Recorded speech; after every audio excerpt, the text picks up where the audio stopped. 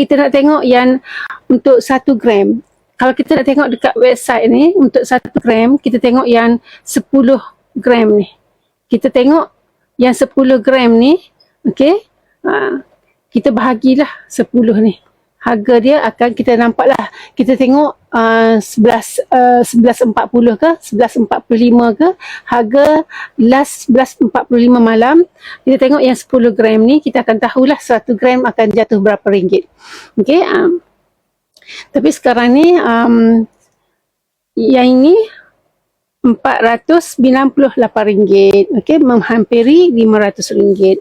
Okey, kalau siapa-siapa yang belum bermula, bermakna kita bermulalah simpan emas. Sebab apa? Dekat account Gap ni kita boleh, dekat Public Gold ni kita boleh menyimpan dekat sini serendah RM100 ni.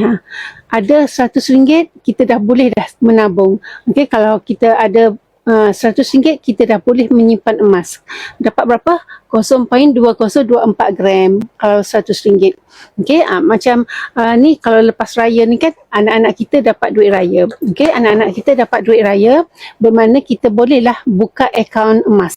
Okey, buka akaun emas Gap, kumpul di dalam akaun emas Gap ni. Sebab apa kita suggest untuk kumpul emas seperti ni? Okey, emas dalam akaun ni. Okay, sebab kita boleh buat keluar fizikal macam ini. Daripada akaun Gap ni kita boleh buat keluar emas fizikal dan simpan dekat tangan.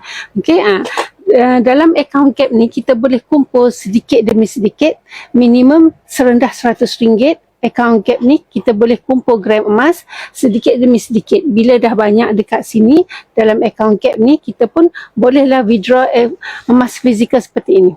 Dan simpan dekat tangan.